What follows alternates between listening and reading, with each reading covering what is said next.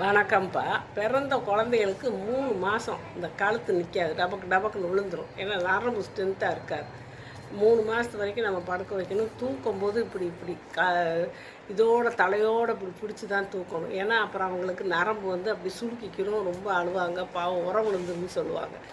அதனால் 3 மாதம் கழிச்சு தான் நம்ம அந்த கழுத்து நிற்கும். குழந்தையில சாதாரணமாக தூக்கலாம். மற்றபடி இப்படி கை வச்சு தான் தூக்கணும்.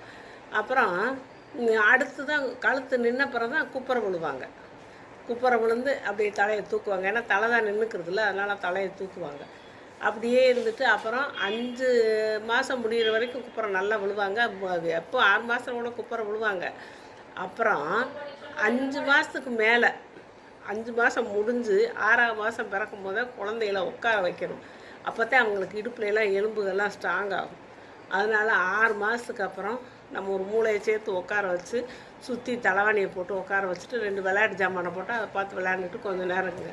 ஆனால் ரொம்ப நேரம் உட்கார வைக்கக்கூடாது. குழந்தைகளுக்கு இடுப்பு வலிக்கும், அழுக ஆரம்பிப்பாங்க.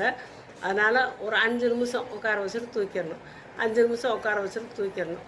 அப்படியே இருந்தால் அவங்களுக்கு இடுப்பு பலமாக இருக்கும், உட்கார பழகிடுவாங்க. அப்படியே 6, 7 மாதம் 8 மாதத்து வரைக்கும் கூட அந்த மாதிரி உட்கார்ற பயிற்சி நம்ம செய்யலாம்.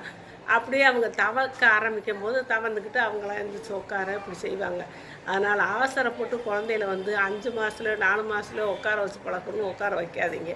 அது குழந்தைகளுக்கு பெரிய கஷ்டத்தை கொடுக்கும், நல்லதும் இல்லை.